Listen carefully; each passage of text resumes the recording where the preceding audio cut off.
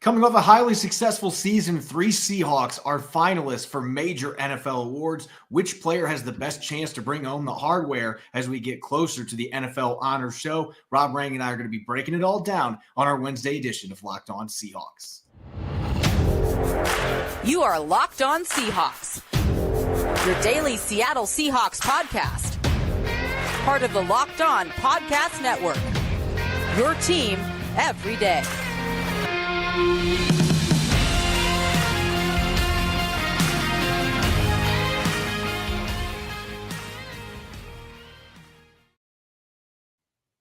Greetings, 12. This is Corbin Smith, host of the Locked On Seahawks podcast. Joining me for our Wednesday episode, my co-host in crime, Rob Rang. A special thanks, as always, to all the 12s out there, whether you're listening in Illinois, Florida, or Japan. Thanks for making Locked On Seahawks your first listen 5 days a week. We greatly appreciate it. We are now into our third week of the off season, and that means we're going to continue breaking down awards. We're going to be taking a look at some of the NFL awards, the real ones. We just like to, joke around about who our award selections are, but we now have 3 Seahawks finalists that will be breaking down which one has the best chance to actually bring home the hardware, and we'll continue our postseason grade card looking at the cornerback group. Jam-packed episode coming your way, courtesy of Ultimate Football GM. If you've ever dreamed of becoming an NFL GM and managing your football franchise, then this game is definitely for you. To download the game, just visit ultimate-gm.com or look it up in the App Store. Our listeners get a 100% free boost to their franchise when using the promo code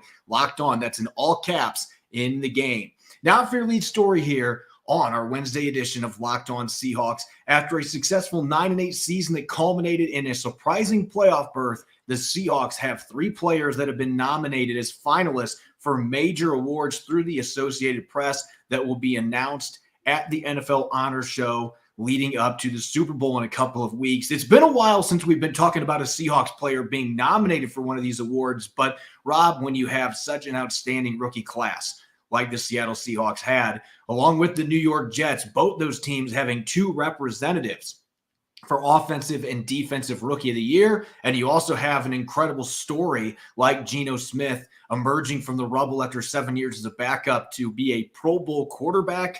You're going to have a really good chance to have several players potentially win one of these major awards. And that's exactly the case for all 3 names I mentioned there: Tariq Woolen, Ken Walker III, and Geno Smith.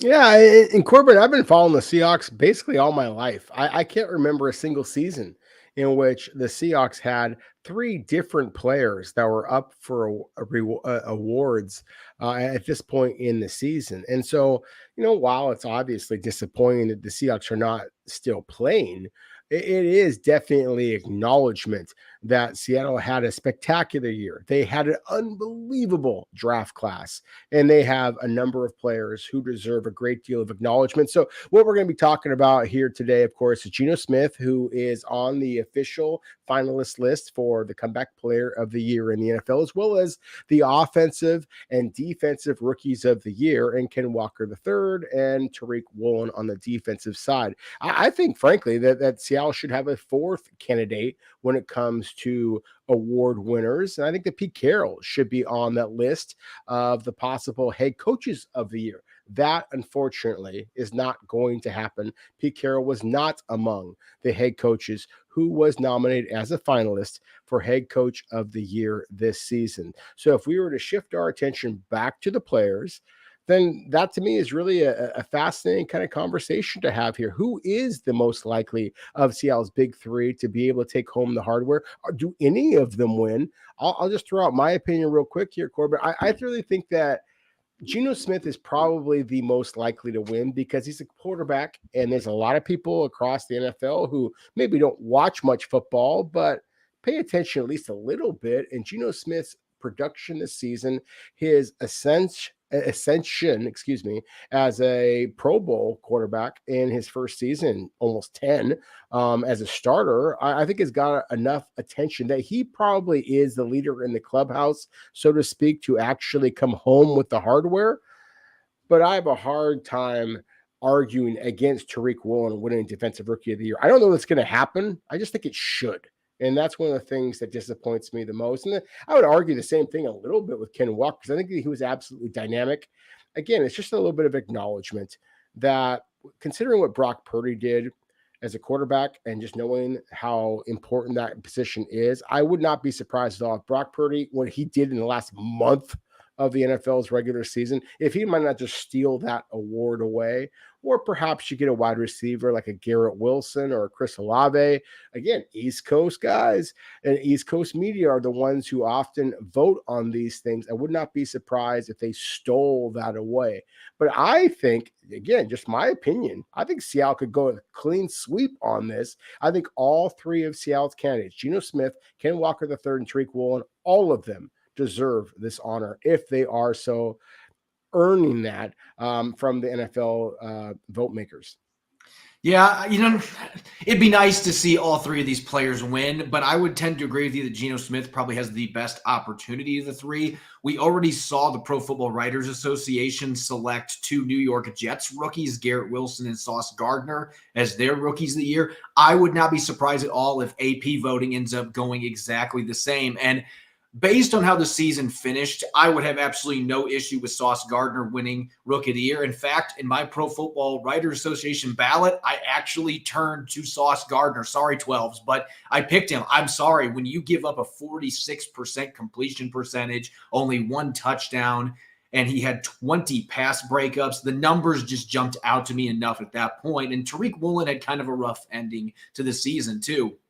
So ultimately, I was torn on that one, but I went with Sauce Gardner because there were just too many numbers staring at me like those are elite numbers for a shutdown corner, even with the additional turnovers that Tariq Woolen had. Maybe the voting will be different with AP voters considering interceptions and fumble recoveries much more highly than what the Pro Football Writers Association did. If that happens, then Tariq Woolen has a great chance. And on the offensive side, I have an issue with Brock Purdy being up for this award.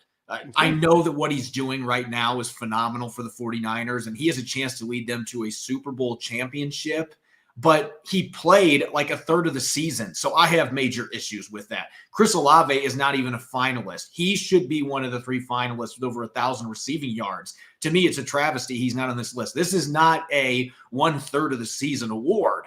And so I understand it's the quarterback position, but to me, that should be between Ken Walker III and Garrett Wilson. Wilson with over 1,100 receiving yards. He only has 4 touchdowns. That would be my argument. Ken Walker III behind an iffy offensive line at times this year had 9 touchdowns and over 1,000 rushing yards. And he didn't become a starter until week 5.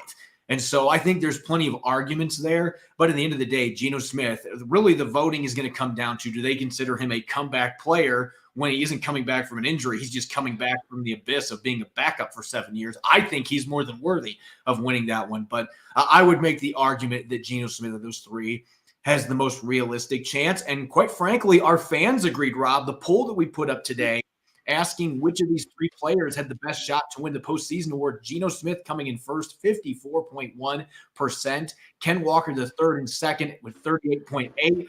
And this tells you where things stand in the defensive rookie of the year conversation. 7.2% picked Tariq Woolen. As great as his season was, again, you can't really overlook what Sauce Gardner did when you look at the entire body of work. And with him already winning the Pro Football Writers Association award, it seems like at this point that he's already got a foot in the door as a first-team All-Pro selection to win this award.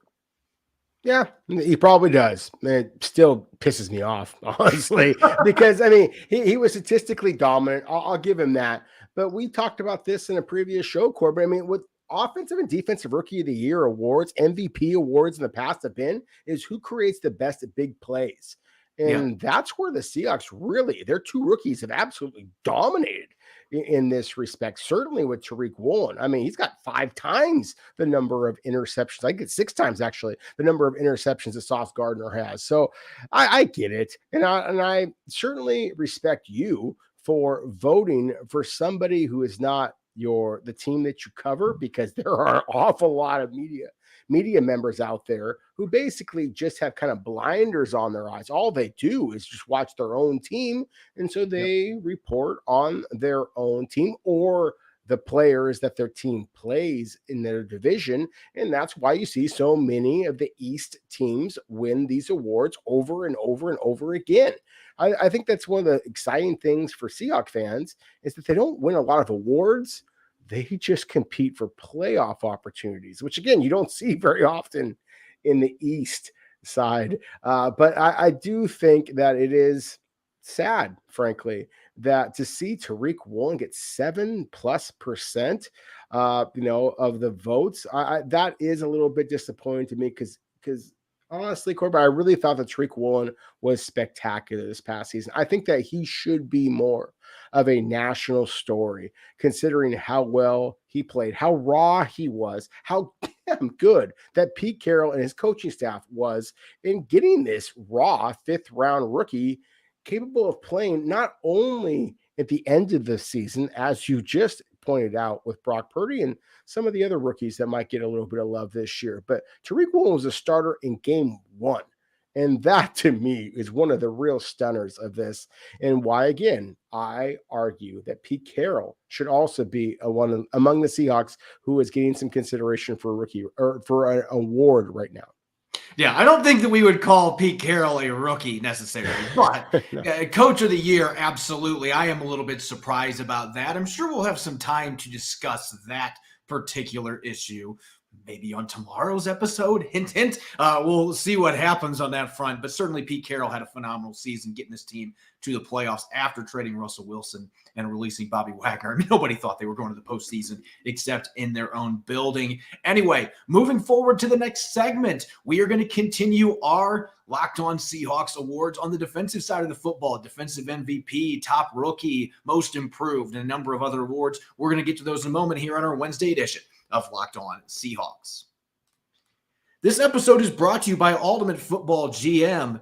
If you're dreaming of taking over your own franchise and managing every strategic aspect of your team, this app is the one for you. You're responsible for hiring the right coaches and coordinators, trading players, making draft picks, navigating your franchise through free agency and the draft, and all the ups and downs of a season. All of this in a challenging and realistic game world. Ultimate Football GM is completely free and is playable offline. Play on the go as you want and when you want to. I'm currently managing the Honolulu Sharks, and quite frankly, if this was real life, I probably would be unemployed. The first 3 seasons have been an absolute disaster, but I'm hoping that we'll finally turn the corner and get back into playoff contention in our league against other Locked On hosts. It's a blast, and our listeners should join in on the fun in their own league. Locked On Seahawks listeners get a 100% free boost to their franchise when using the promo code Locked On. That's in all caps in the game store. That's Locked On in all caps. So make sure to check it out today. To download the game, just visit ultimate-gm.com or look it up in the App Store. That's ultimate-gm.com. Ultimate Football GM, start your dynasty today. You're listening to the Wednesday edition of Locked On Seahawks. This is your host, Corbin Smith. Glad to be joined, as always, by my co-host in crime, Rob Rang. A special thanks to all the 12s out there, whether this is your first time listening to Rob and I ramble about the Seahawks, or you are a regular listener and you tolerate us rambling about the Seahawks day in, day out. We greatly appreciate you taking the time to support the podcast. And for your second listen, make sure to check out the Locked On NFL podcast to get the daily conversations on the biggest NFL stories, in-depth analysis, and the biggest games. And on Mondays, local insiders cover the weekend with game-to-game episodes. Locked On NFL is available on YouTube and wherever you get your podcasts. All right, Rob, yesterday we had our chance. We do this every year. Usually we wait till a week or so after the season, but we dish out our end-of-year awards. And this season we're doing it a little bit different. Rather than in one episode knocking them all out, we're doing a more extended offense and more extended defensive one. And today it's time for defense. And without further ado, let's get to the defensive MVP. And I think that this one is a lot like the offensive MVP, where it's very clear there's one player that's head and shoulders above everyone else, that from week 1 till the playoff loss in San Francisco was Seattle's most dominant, most productive player. You're absolutely right. And just like when we voted on Geno Smith being that player on the offensive side of the ball, I think that anybody who paid any attention to what the Seahawks did all season long, and that to me is key here, is Uchenna Nwosu and what he was able to bring the Seahawks as an outside pass rusher. Now, our longtime Locked On Seahawks listeners, and again, thank you, as Corbin said, thank you so very much to all of you.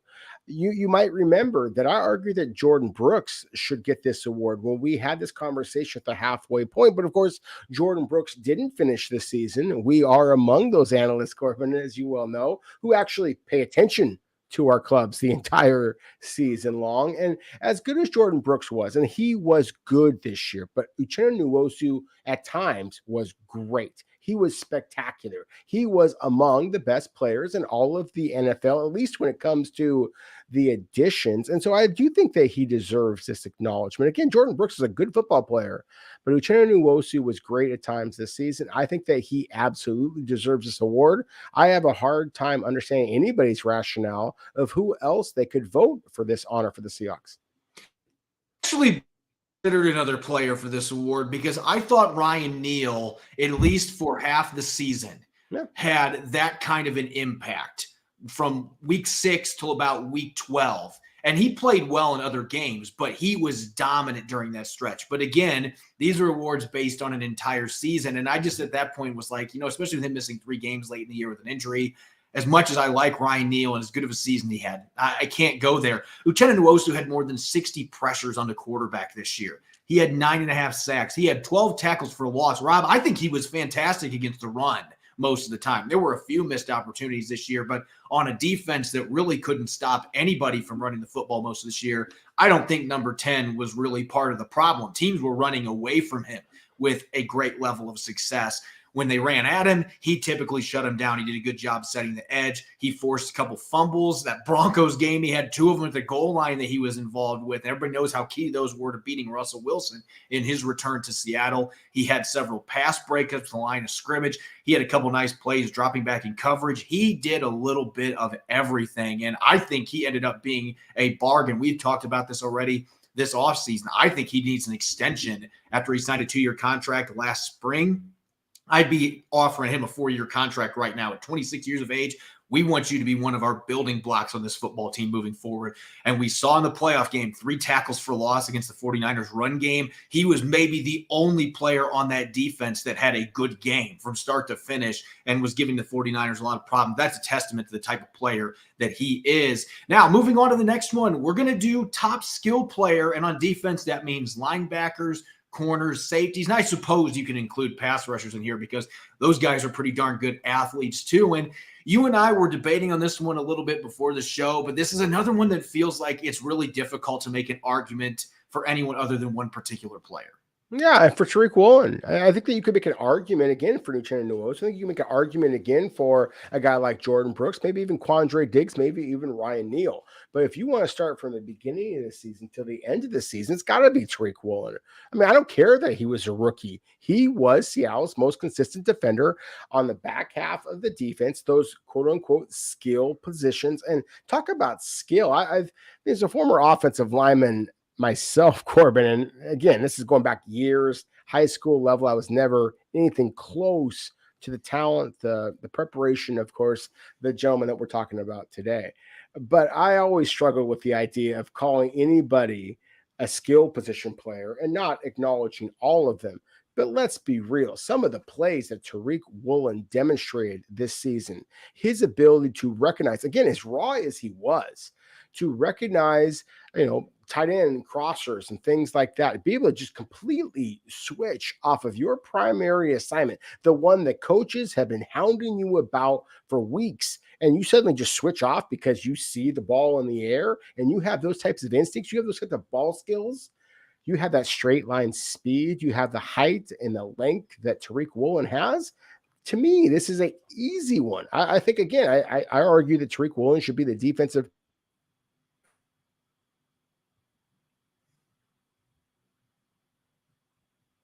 best skill position player on the defensive side of the ball for the Hawks this season as well. Yeah, I think that we could make several strong arguments that we just talked about in the first quarter about why he should be Rookie of the Year, just with the turnover production, with 6 interceptions and 3 fumble recoveries. He's the first defender since Marcus Peter in 2016 to put up those kind of numbers in an entire season. He's the first rookie to do it since 2000. And so, I'm making some arguments that this was me voting on the Pro Football Writers Association ballot. I had Sauce Gardner and Tariq Woolen on 2 shoulders, and I just kept going back and forth. I could not decide. And ultimately, I picked the guy that gave up less touchdowns. I think there were more mistakes by Tariq Woolen, but man, when he was on, he made the big plays. And you could give some love to Quandre Diggs. If this was a second half award, Quandre Diggs would have been my pick, but he was not the usual Quandre Diggs in the first half of the season. And Ryan Neal, he missed games with injury, wasn't a starter really till week 5. It's not a half-season award. Tariq Woolen was dominant from start to finish. What a fantastic season for the 5th-round pick. Now, you mentioned it. When we talk skill players, we don't talk defensive tackles, and sometimes we don't talk pass rushers even in that regard. And it's not necessarily fair. They have their own set of skills, but they aren't the same athletes that are making the plays Tariq Woolen is making. So let's talk top defensive linemen. And this was a position group that was marred by consistency issues, Rob. But there's one player in particular that you still don't think gets enough love. And we saw what it was like missing him a couple games, how that impacted the Seahawks defense in the second half. Yeah, and I think that's got to be Al Woods. I mean, my goodness, you didn't talk about the guys who were most dominant at the line of scrimmage. I mean, hey, I want to give Seattle's young players on the offensive and defensive side of the ball all the credit I can. I don't want to be hyping up a player who is 35 years old now and is going to be 36 years old should he return to the NFL next season. His birthday is in March. So that's not really the strategy that you want to take, is having some of your best players be some of your oldest players. But my goodness, Al Woods at times was so dominant, Corbin. I mean, he just, he's done this the last couple of seasons. He just ragdolls guys. If you're willing to take your eyes off the ball and just focus in on the line of scrimmage, oh my goodness, Al Woods can just ragdoll people. He's fun to watch. And so to me, again, considering the entire season, and there definitely were some valleys to those peaks because, as you mentioned, he missed some time. But at the same time, though, the peaks were so high that I've got to go with big number 99 Al Woods as my defensive lineman, I guess, for lack of a better word, defensive lineman of the year for the Seahawks. Yeah, we've talked so much about this being a full season award, and yet I find that hard to do with this one because every player on this defensive line had a roller coaster season. Shelby Harris maybe was the most consistent of the defensive line. And so I originally was going to pick him for this one. But again, I didn't think that he had a dominant season. I thought Quentin Jefferson, though, for 8 weeks was extremely dominant. He played in every single game. And Rob, he finished 14th in the NFL among defensive tackles in quarterback pressures. He had a career high with 5.5 sacks. And in the last 5 games alone, he had a pressure rate of 21.4%, which was better than Chris Jones, Jeffrey Simmons, and Cam Hayward. So Quentin Jefferson was fantastic in the last 5 games of the season. He was getting after quarterbacks constantly. And I think one of the reasons that we saw Darrell Taylor explode the way he did in the last 5 or 6 games was because of the constant pressure coming from number 77 in the interior. And so while I've been arguing we're looking for a player that has been demonstrating greatness all season long, I don't know that there's a defensive lineman on the Seahawks that did that. So I'm going to go with the player that had the highest of highs, and that was Quentin Jefferson, at least from a pass rushing standpoint. And I thought he was spectacular the last month and a half of the season. Now, real quick, top rookie.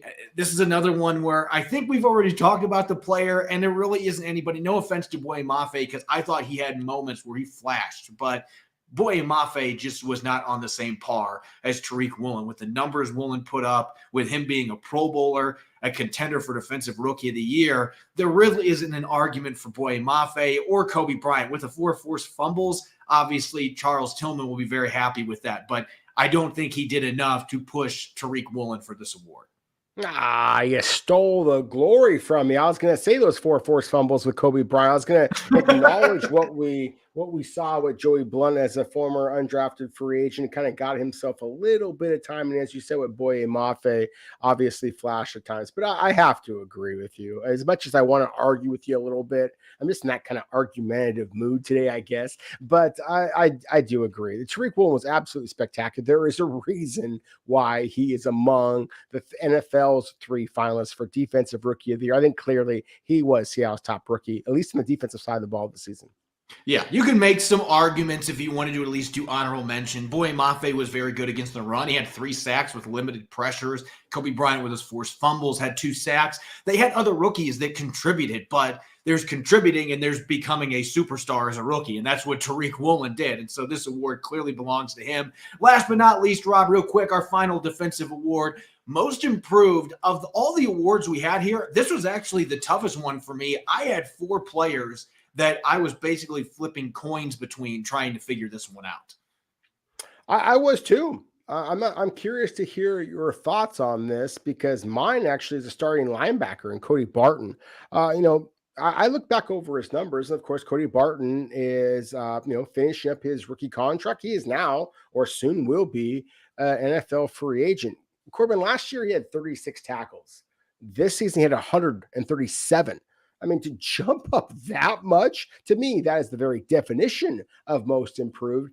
That's why, with a great deal of acknowledgement to some of the other players that are out there, I think that you have to give a little bit of credit to number 57. Cody Barton, I thought who he was in September and who he was in December for the Seahawks were 2 vastly different players. And again, the production speaks for itself. That's why, for me, Cody Barton is Seattle's most defensive or most improved defensive player of the year. And if you look at Pro Football Focus numbers, I'm not looking at grades. I'm looking at statistics. Cody Barton was a top 5 linebacker in coverage in the second half of the season.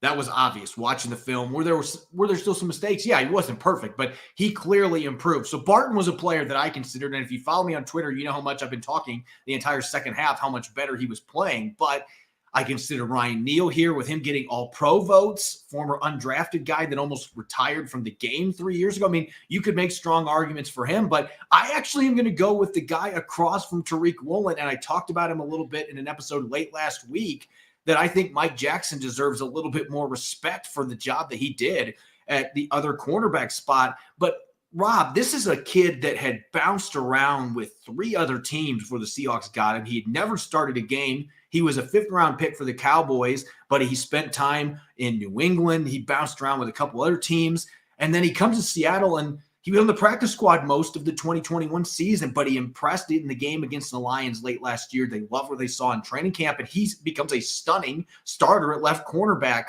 with Sidney Jones still on the roster. They went with Mike Jackson, and he didn't give up his job to Trey Brown when he returned from injury in the second half either. There were certainly some missed opportunities for him. He missed a lot of tackles. There were some blown coverage assignments as the year went on, but still, he had more than 70 tackles. He had 11 pass breakups this season. He only gave up a handful of touchdowns in coverage. He made some key plays in the playoff game. He denied Deebo Samuel in the end zone, and that was one of the best coverage plays I saw from a Seahawks defender all year long. And, oh, by the way, he returned a blocked field goal from Tariq Woolen, 84 yards for a special teams touchdown. So I thought Mike Jackson exceeded all expectations. I didn't know if he was going to make it as the starter throughout the remainder of the year, especially when Trey Brown got back in. Yet he did. He warded off Trey Brown when he returned. They wanted to put Trey Brown in the lineup to give him some reps, and Mike Jackson didn't allow them to do so because he played well enough to keep that starting job. And so, to me, that is the definition of most improved, going from a practice squad guy to being a really solid starter in 1 year's time. That's a testament to the work that Mike Jackson put in the coaching job that Pete Carroll and his staff did. Again, we can keep saying that about the corners. The coaches deserve a lot of credit for the way Mike Jackson and Tariq Woolen played this year. Speaking of corners, we're not done talking about the cornerback position, because they're up next in our end-of-season report card. We're going to be looking at what went right, what went wrong, and some future prognosis for the cornerback position heading into 2023 and beyond when we return on our Wednesday episode of Locked On Seahawks. This episode is brought your way by FanDuel. The NFL playoffs are here. We're really excited about our new sports betting partner for Locked On, because they're the #1 sports book in America. That's FanDuel. And if you're new to FanDuel, that's even better. They have so many great features that make betting on sports fun and easy. New customers join today to get started with $150 in free bets, guaranteed, when you place your first $5 bet. Just sign up at FanDuel.com/LockedOn. FanDuel has all your favorite bets, from the money line to point spreads to player props. Plus, you can even combine your bets for a chance at a bigger payout with a same-game parlay. You can be like me this upcoming championship weekend. I'm strongly considering the Bengals at plus 1.5 to pull off the upset at Arrowhead Stadium. You can make that bet and much more. Just check out their app. It's safe, secure, and super easy to use. Football fans, don't miss out. Place your first $5 bet to get $150 in free bets, win or lose, at fanduel.com/lockedon. Make every moment more with FanDuel, official sportsbook partner of the NFL. You're listening to the Wednesday edition of Locked On Seahawks. I'm your host, Corbin Smith. Glad as always to be joined by my co-host in crime, Rob Rang. And a special thanks to all the 12s out there for making Locked On Seahawks your first listen 5 days a week. We greatly appreciate it. Continuing our end of season report card, we've looked at safeties. Yesterday, we looked at receivers. We are going to stay in the secondary on defense. And Rob, this was another season. If we zoom back to May, before we saw Tariq Woolen on the practice field for the first time, before we saw Kobe Bryant on the practice field for the first time, this was a group that was expected to be experienced at corner. Artie Burns and Sidney Jones were expected to be the starters on the outside. Justin Coleman in the slot. And then here we are close to the month of the season, the playoffs, and none of those three players that I mentioned played more than 55 defensive snaps the entire season. It was a youth movement in the secondary, and quite frankly, it was a highly successful one at cornerback, with Sidney Jones getting released midway through the season. Artie Burns playing, I think, like 16 snaps the entire year, was inactive more than half the games as a healthy scratch, and Justin Coleman riding the pine as just a special teams player most of the year. They still were really good this season. They were spectacular this season, considering what you just said there. I mean, I'm not sure if there's a secondary in the NFL, Corbin, that went through the transition that Seattle's did this year. And then again, oh, by the way, they made the playoffs. I mean, again, it's one of the reasons why Pete Carroll and his coach deserve an awful lot of credit, because, again, longtime Locked On Seahawks listeners know that, of course, Pete Carroll's background is in the secondary. He's a former safety himself at the University of Pacific all those years ago, and that certainly is what he has specialized in. There's a reason why the Legion of Boom was, the Legion of Boom, and a big part of it is because the Pete Carroll is just that darn good when it comes to coaching the secondary. So the transition that Seattle made, as you said, the expectation was there was going to be Artie Burns, Sidney Jones, Jamal Adams, and none of those guys wound up becoming players for Seattle. And Justin Coleman, again, at the nickel cornerback spot, as you mentioned. To see Seattle make that switch to Mike Jackson, he bounced around the NFL, as we just talked about, and I thought that you made an excellent argument for him as Seattle's most improved defensive player a moment ago.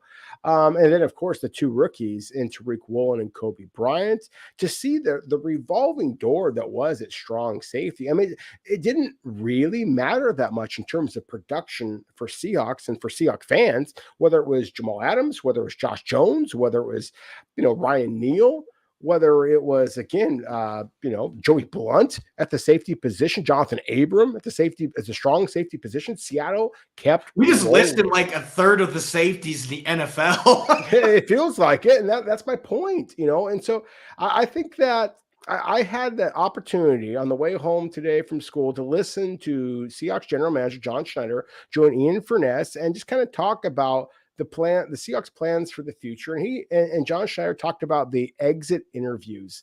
And I thought I can just imagine Pete Carroll and John Schneider during exit interviews with their cornerbacks and just putting their feet up, saying, where do you plan on going on your off season? I hope that you enjoy Cancun or whatever, because corner is such a strong position for the Seahawks. And a year ago, it was not.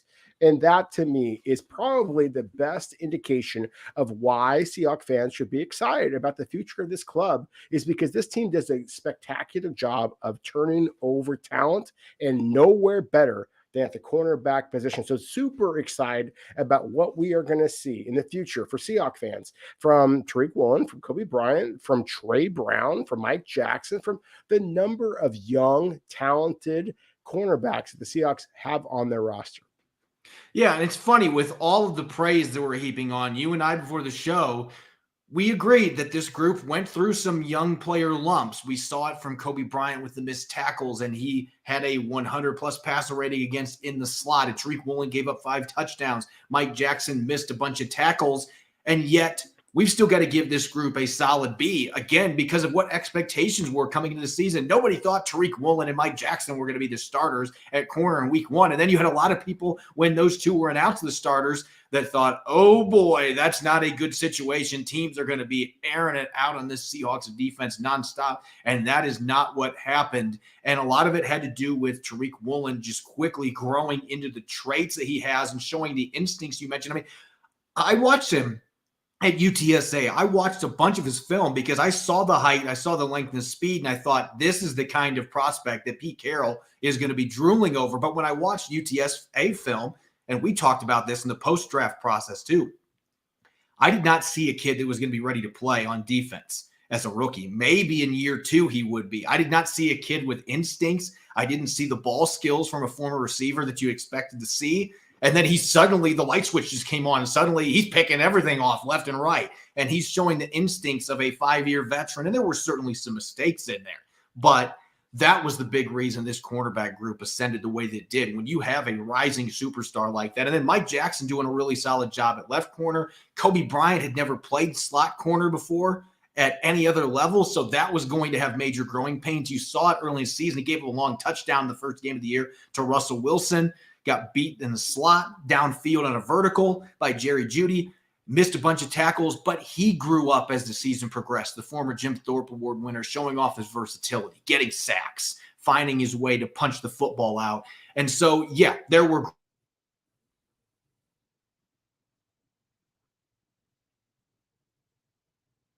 confident about going towards the future.